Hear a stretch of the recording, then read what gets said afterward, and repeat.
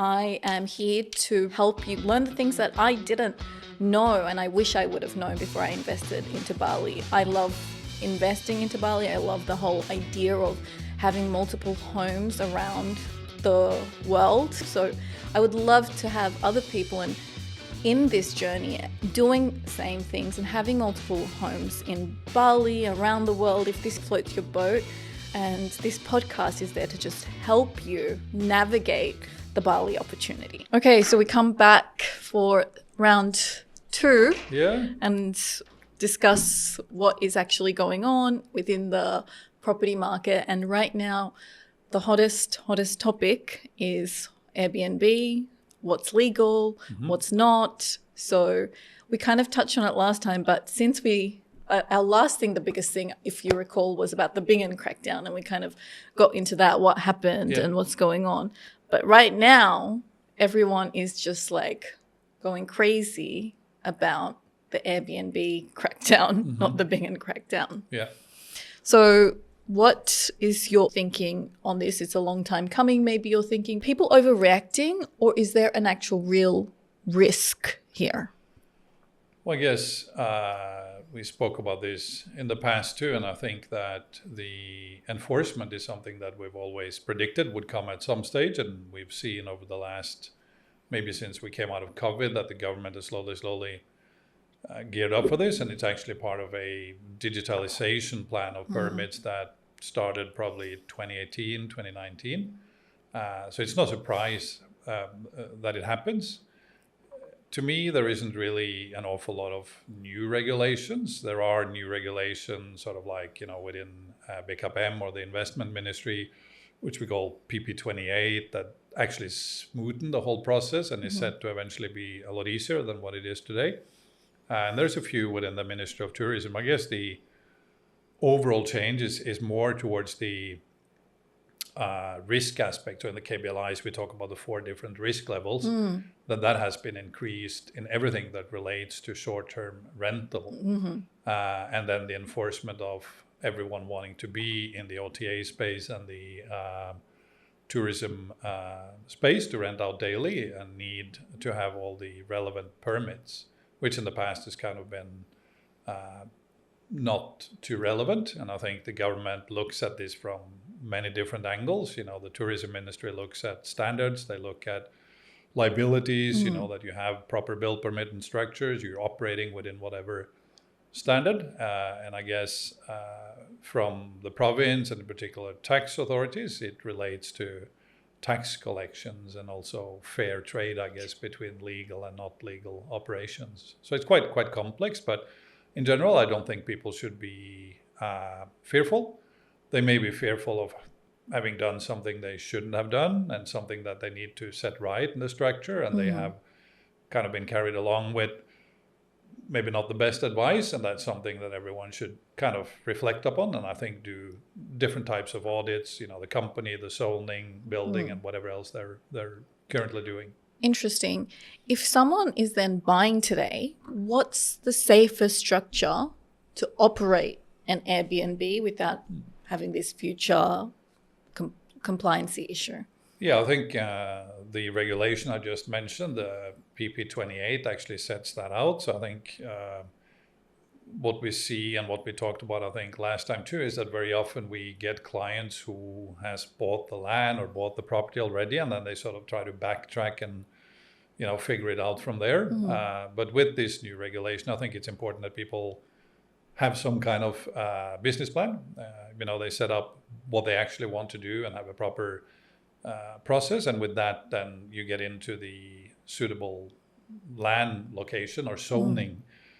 So with that, when you do that, notaries slowly now will be told that they have to do what we call a KKPR, so a zoning confirmation. So let's say you want to do villas, you want to do apartments, you want to do a boutique hotel, whatever it is, you need to apply for that under the KBLIs relevant to the authority, and they will reply back that, yeah, this is okay or it's not.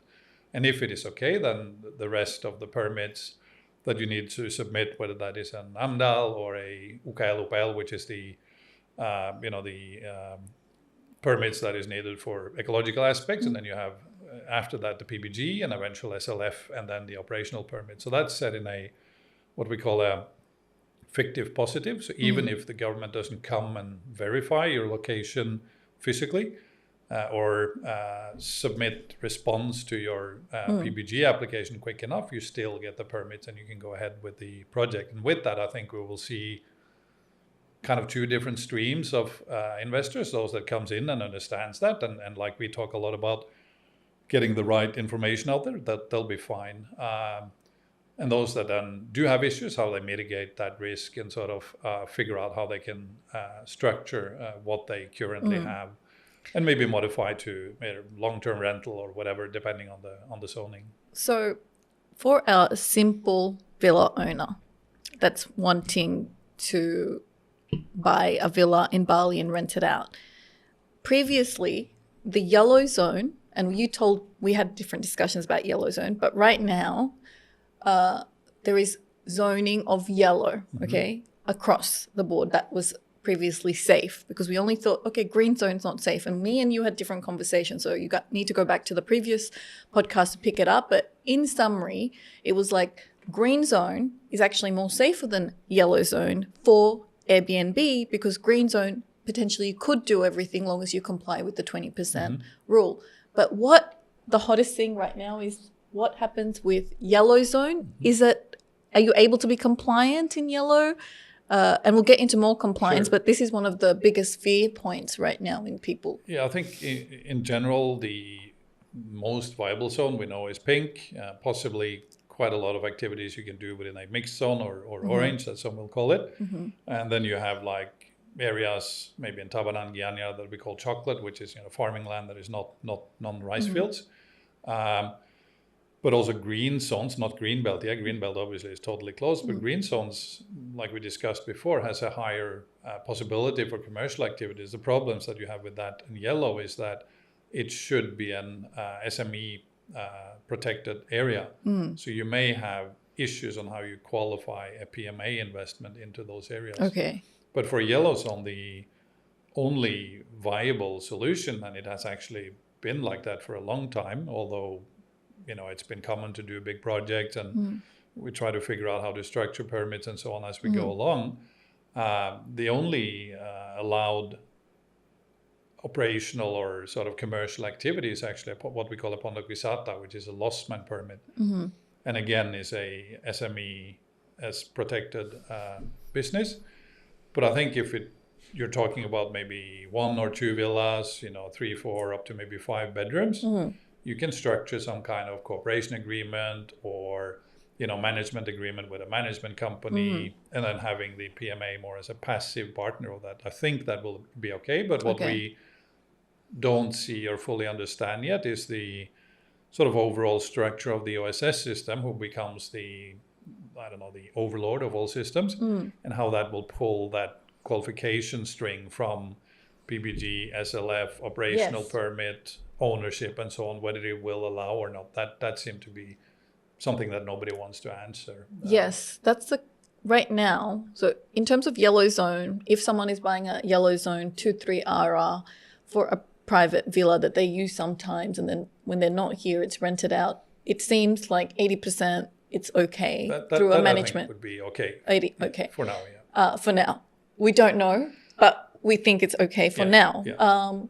What is so confusing, then let's go into more compliancy, is the pink zones, right, have got this PBG or SLF, but this particular permit that you're talking about, which you discussed for compliancy, isn't being yet moved into the whole Airbnb thing. But you're saying that there's a connection between the PBG application or the SLF application and what you're actually submitting to Airbnb, that it's all going to talk to each other and da-da-da-da-da. Like, that's like, for me, that's like kind of really difficult to consume, because sometimes your PBG or SLF is going through the owner of the land and the management is not the same. So how do we put this all together? Good question. I think the Indonesian government has obviously reached out and put pressure on the OTAs to help them with the compliance. and try to reduce the abuse or the non-compliant villas and short-term rentals out there. The OTAs are, I would say, kind of fairly active and cooperative because they worry about losing their entire business, and particularly maybe Airbnb. So they are cooperative, but there is an awful lot of technical aspects that hasn't been thought through for this possible scenario where Airbnb now is set to collect compliance, as in NIB and KBLI for now. It came out in the meeting that I referred to on Thursday that there is 27,000 applications in there, which slowly the Minister of Tourism and other relevant will cross-check to the OSS system to figure out what the real picture is and not. But for the shutdown that the government pronounced for the end of March hasn't actually been possible to do because of the technical issues, where Airbnb is saying that if we delete an account, we can't just block them from the marketing. If we do that, the communication between clients who has booked in maybe 3, 6, 9 months from now will lose the ability to communicate with the host. So they're trying to figure out how to work on that while they go more towards the next deadline, which then is towards the end of June.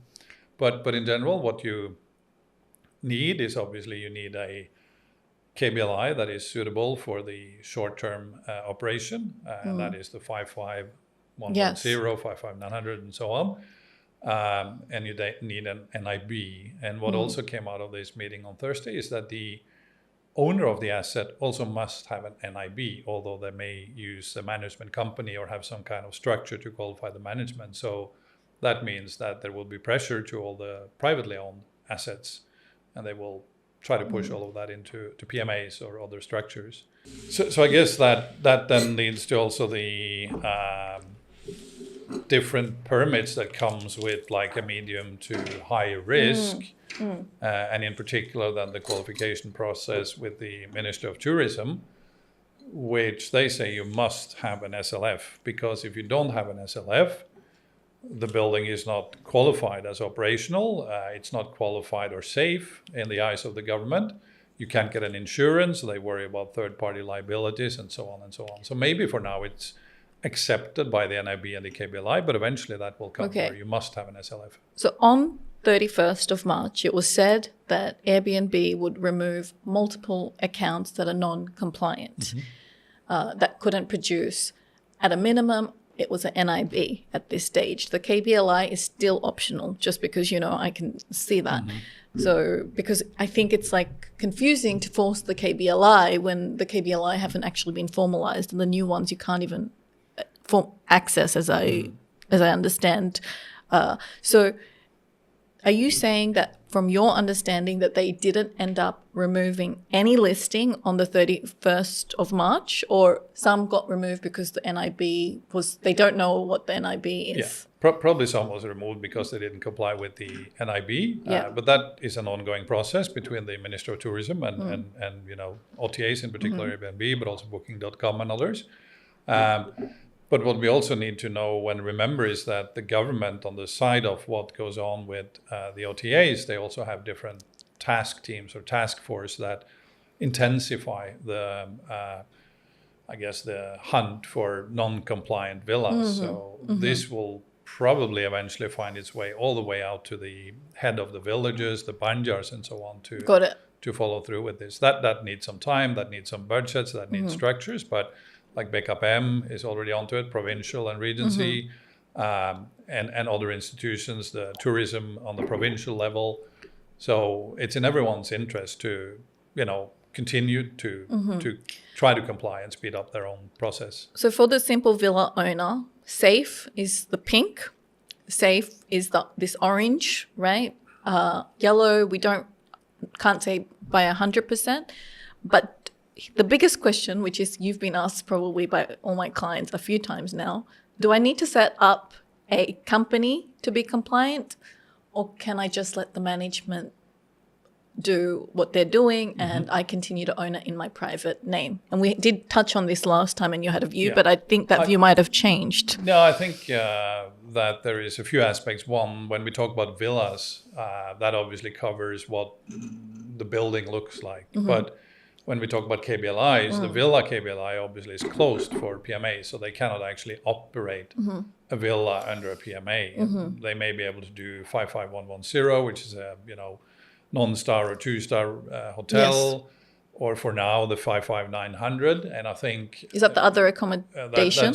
But they should be more long-term.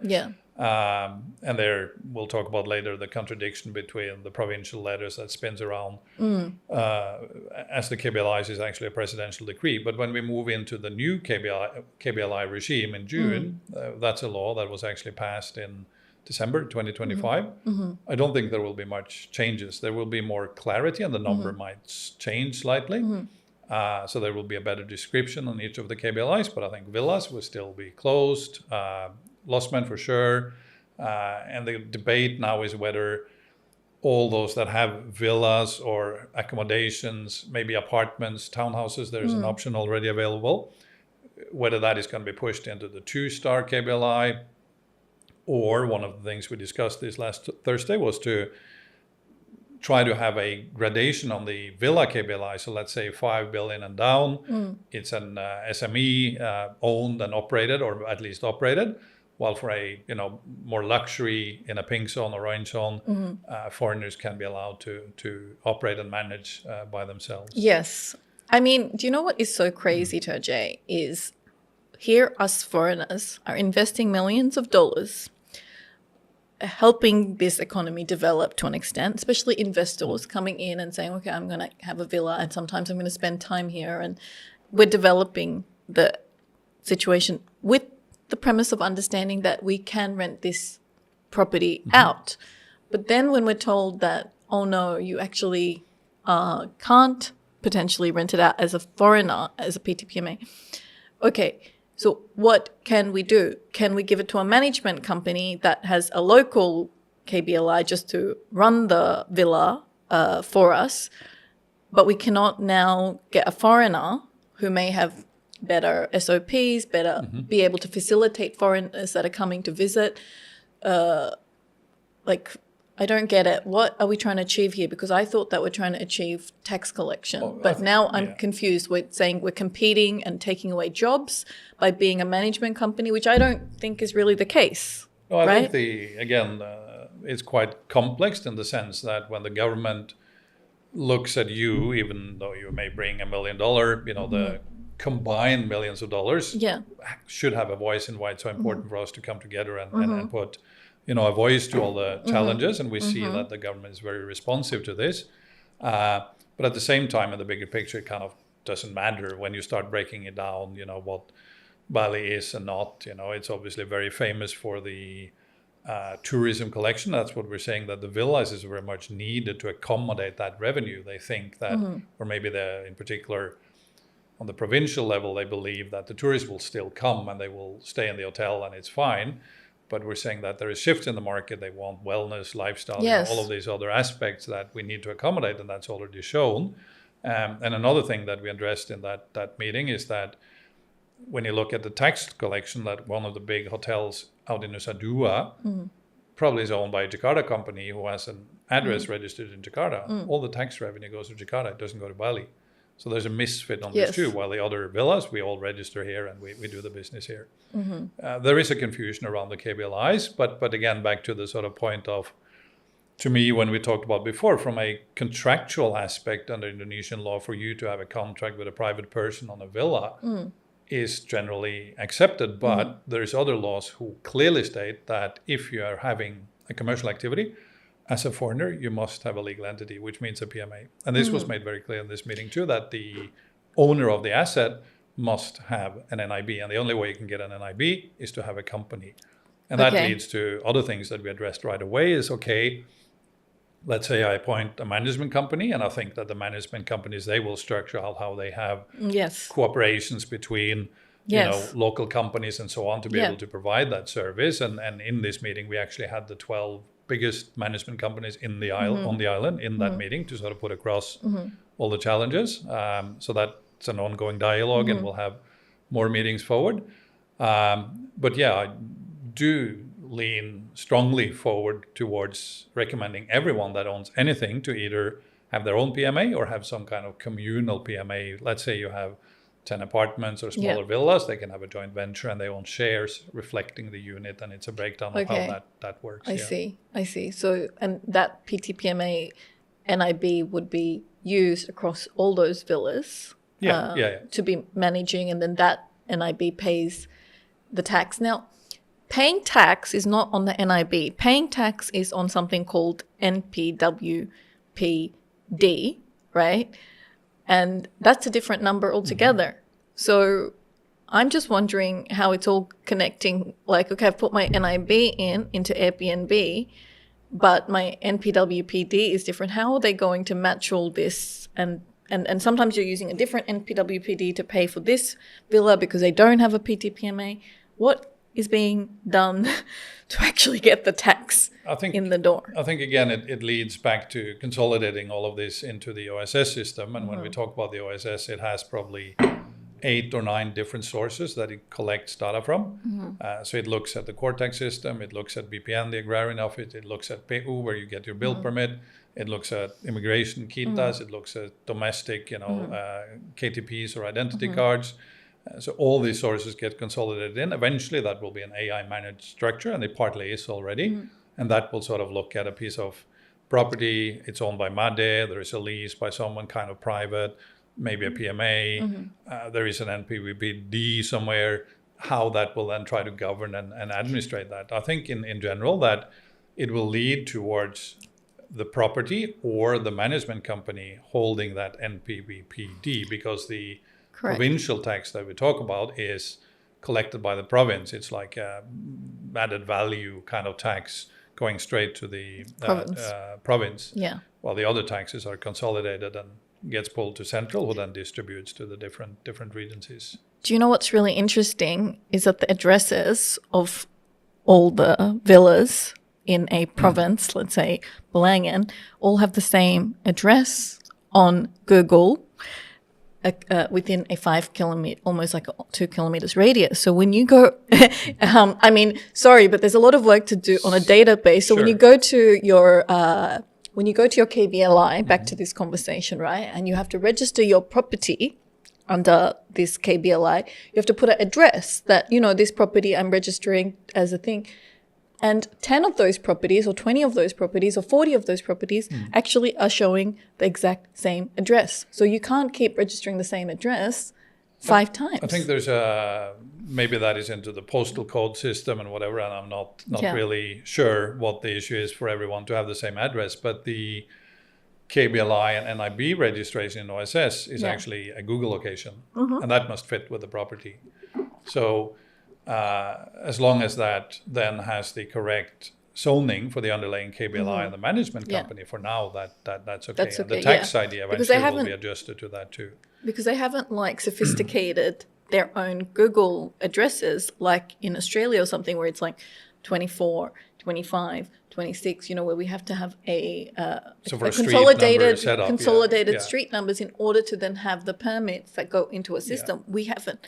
We are trying to do this, but we still haven't done the basic maturing. So it's difficult it's going to be difficult to enforce. I think as a rule that relates to the exact Google location. As long as you comply with that, it's okay. So you got to show where the property is. But the exact Google location of one property next to the other one is exactly the same.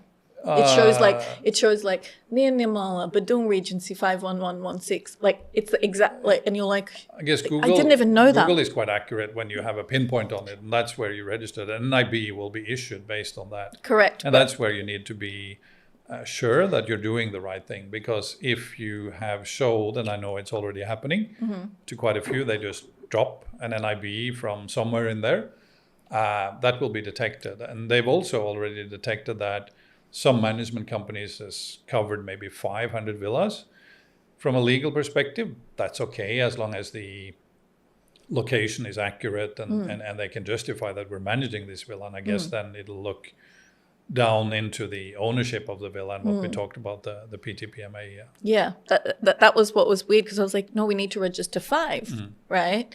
And then they're like, well, you can't miss because they're the exact same address. And then it was like, okay, so that's an issue at an address level. It's not an issue of not trying to be compliant, but there's ways people are going to use that as a loophole. I think on that one, back to the Google case, and 2, if there's an issue with the sort of street address and that's not complete, then I would go to probably BKPM in the provincial level or on the regency level to try to figure that out. So at least you show a good intention to work it out. But it's back to the Google case. And I think what a lot of people don't realize is that if you report a wrong location, that can be considered as, illegal because you're not complying with what the system says you should do. So it's actually possible, even a criminal act if you do deliberately.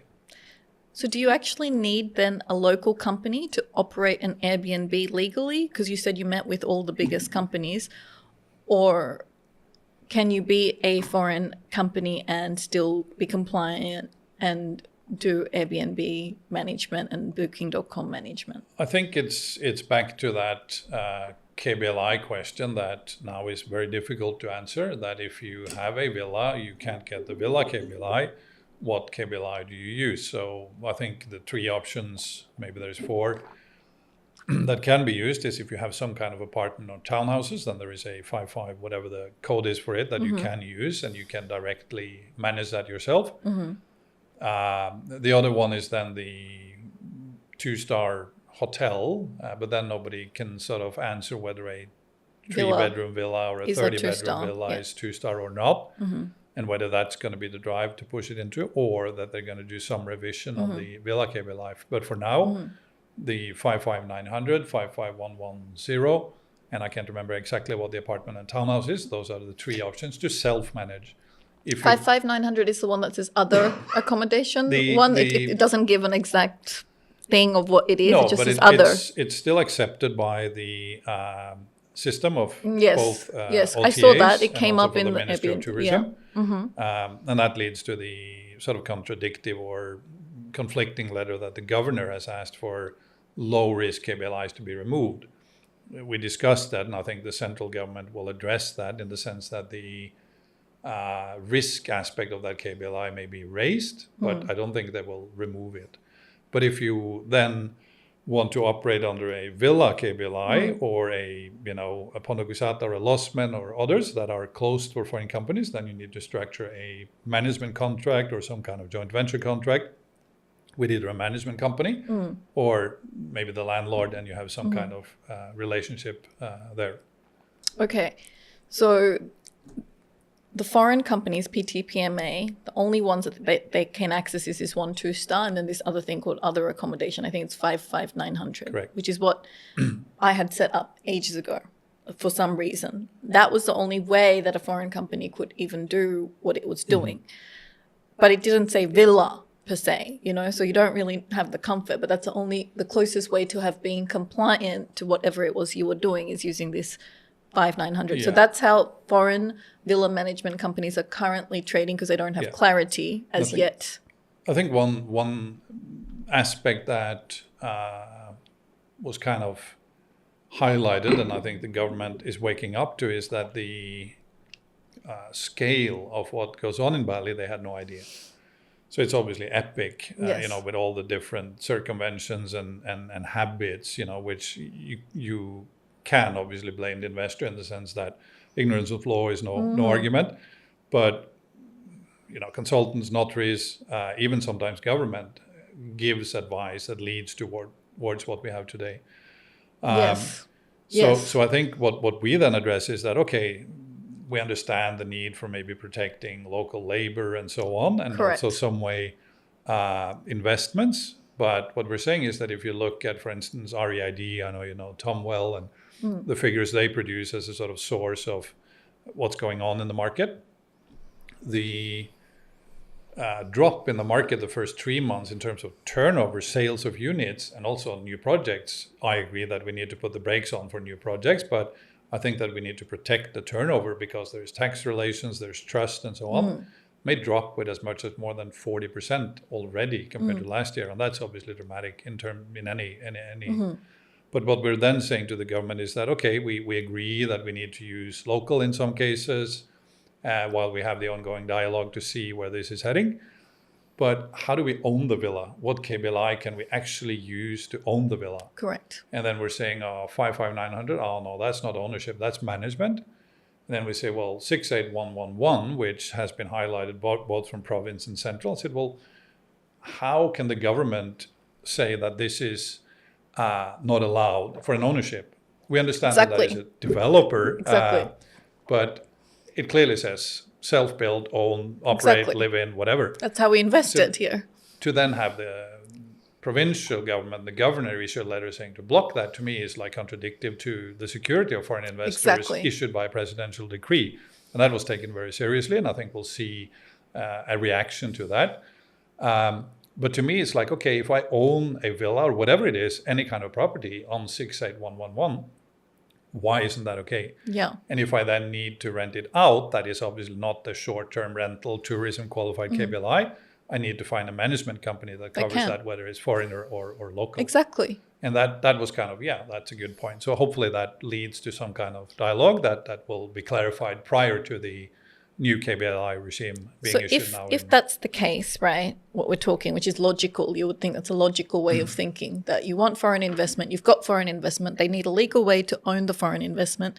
None of them are trying to do the business themselves and take away from local hiring. Even as a foreign management company, you are not hiring foreigners to do the management part. You're making jobs for villa managers. And if you're doing it the other way, where the villa manager is maybe like a bulle, what's happening is you have to pay a huge fee in order to certify them. So your interest is in to make sure that you're actually getting not foreigners managing, you are giving the knowledge back to the local staff who are managing your villas. I mean, that would be the logical way of trade. Yeah, no, I think that's a sensible approach. And I think the sort of maybe a bit missing link is a combined sort of vision from the government.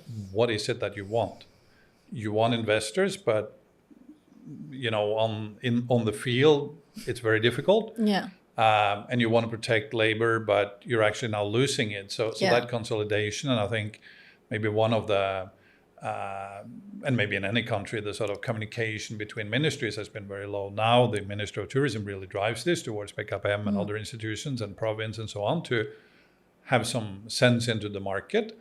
And there was actually conversations over the week and with the Minister of Tourism again on trying to find influencers and expats that actively promote Bali to actually embrace them and utilize them to push more foreign investments. Yeah. But that question mark obviously needs to be ironed out. And I think we're in this sort of in between a little bit, that the government needs to push the regulations. They need to identify what the issues are and then deal with them and rectify. So I think there will be further clarity and adjustments to this. But for now, it's a little bit, wait and see. And to me, back to the 6811, we've actually addressed this multiple times, that in our eyes, it doesn't make sense to address this saying, in Bali, there's too many.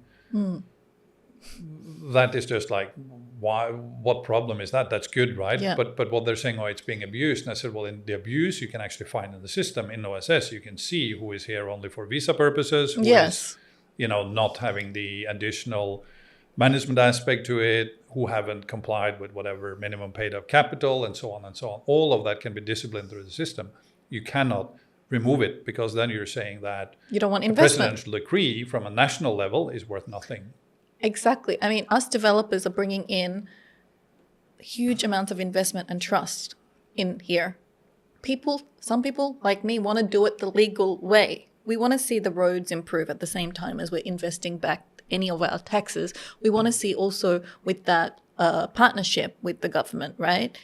But right now, the way it is, we can't speak up confidently and say, yes, I will build for you over there on Yellow Zone. And yes, you can confidently still have income because you have given all this investment. This is not like, a little bit of like $10,000. Like some people are investing $500,000 into here, taking 2-3 villas.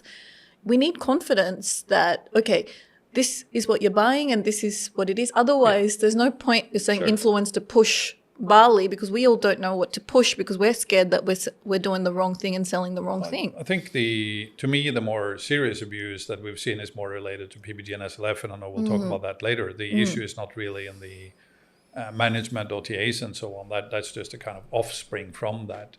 But I think the government really realizes that this needs to be looked at, and it's happening as this emerges. And I think the best advice to anyone out there is to get the different associations going. So you have, for instance, like Bali Villa Association, you have Bali Villa Management and Rental Association, you have BTIC, these different voices that the government, it makes it easier for government to get a collective voice of what's going on. And all these three organizations, and maybe others, are actually addressing this very actively to the government, like now with the sort of increased risk level, which is okay to sort of get a more mature market, I guess.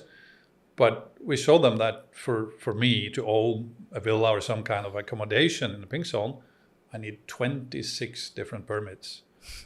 And if you miss one, what happens? Authorities, different institutions knocks on the doors and says, oh, you're not in compliance, it gets abused. So that is an ongoing dialogue. And I think the signal that we get is that we'll work this out together. Yes. Okay. It's we're working on it. Some of the really hard, like I want a yes or a no. So can you legally operate an Airbnb without an SLF permit?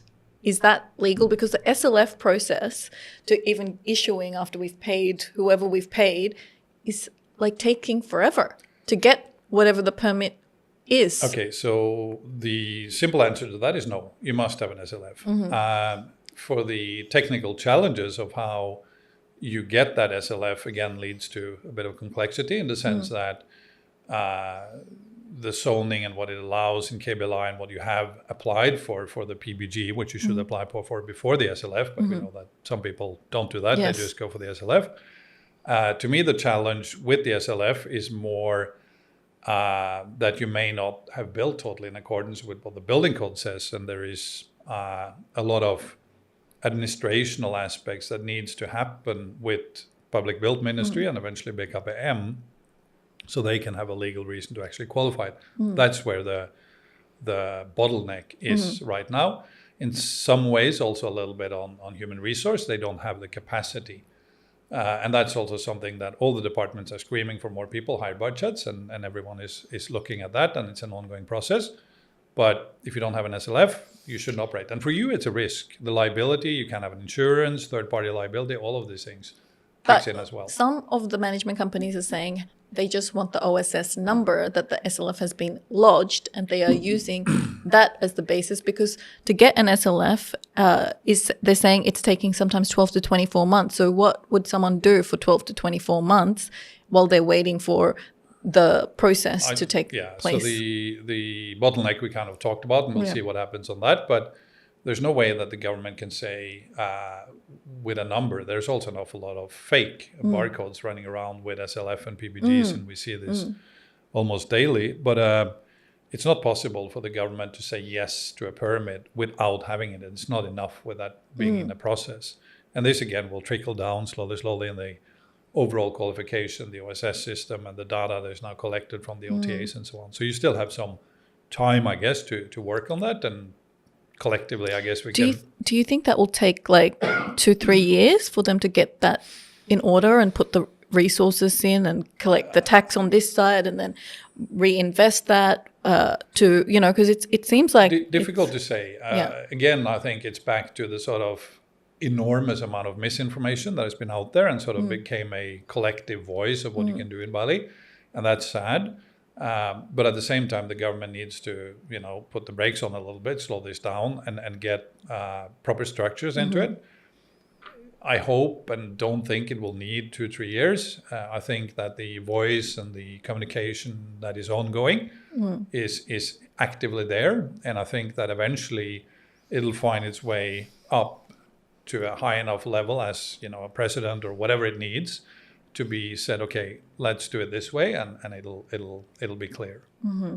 So some of my friends have green zone developments and hi Jeff, Lydia.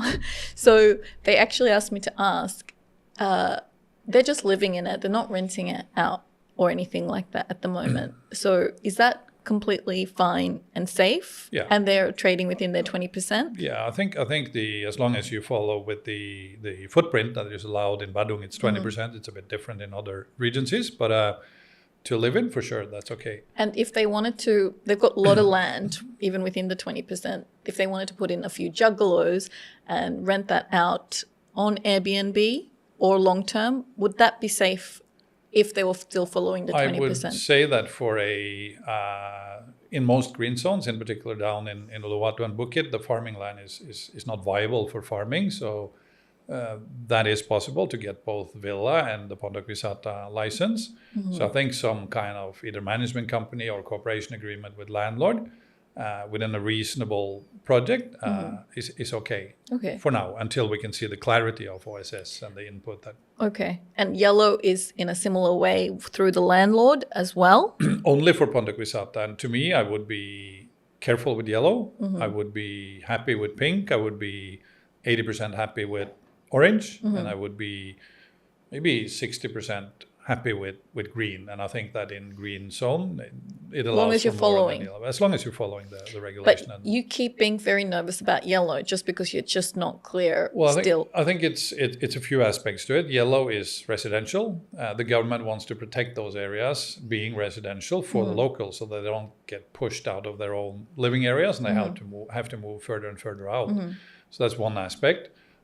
Two, it states clearly that the maximum investment level for that kind of business, as in a Pondok Wisata, is 5 billion, which disqualifies a PMA right away.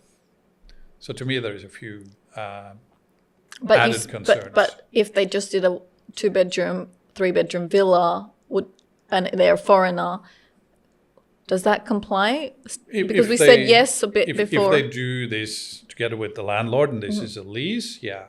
Okay. I think you'll be okay. But then it depends and remains to be seen how far the government will take that enforcement of saying, no, we don't want any larger entities, which a PMA is, or they may go the other way and say, yeah, they can. But I don't think it will happen. I think they will try to protect yellow zone. Okay, interesting. So you think that people should stay away from yellow if they can, but if it's small, it probably will be okay for the near future. Yeah. And there's ways around. Okay. It's funny because you love green more than yellow, you know? I think people are like, wow. I think that's just an understanding of like a green zone it doesn't mean that it cannot have commercial activities, but it should have a very low footprint. Okay. So pink and orange are the most safest. Pink is the favorite. And I see that the pink zones are now going up extremely in price in comparison, while yellow is like now really people are selling it for much less because they didn't understand all that. So you do see this like market of like now prices, which used to be all the same, like Belangen, all the same prices have now got huge price differentiation based on zoning, which we never saw before. Everyone just bought, that's market rate, I'll buy it. But now we're actually seeing the impact of all this regulation. I think a little side note on that's a sort of natural, maturing process of any market you'll see in any cities, that commercial areas will have higher prices than residential and so on.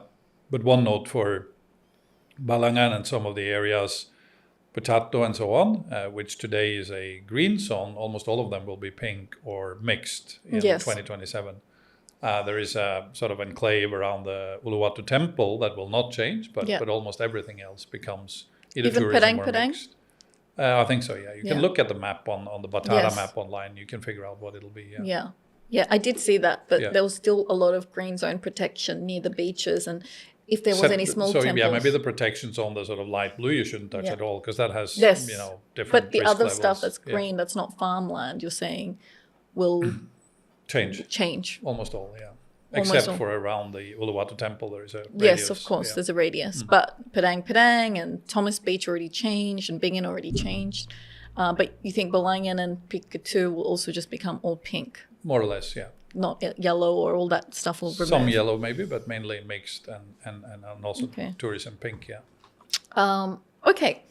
So, in summary, I mean, the hottest topic of today was the Airbnb situation, what's legal, what's not. What I think we got out of it is there's still a lot of things that are not 100% clear, and how it's going to actually trickle down is not fully clear, but the objective and the vision is alignment between the permit system, the tax system, through the OSS, so everything is clear. But there's huge resource, there's not enough resources within the government to really process all this SLF and so forth to get the alignment in order as quickly as some of the other policy is moving ahead. So there's a lot of like mismatch to be done. But in all, there's also been discussions held about foreign companies and managing villas and how that does help the economy, and all these investors that are put in these money, they want to do it in a legal way. They need a means to do it because you want foreign investment. So things should hopefully fall on its feet over these next 6 to 12 months, and we should be in a better place for Bali's growth. Absolutely, yeah.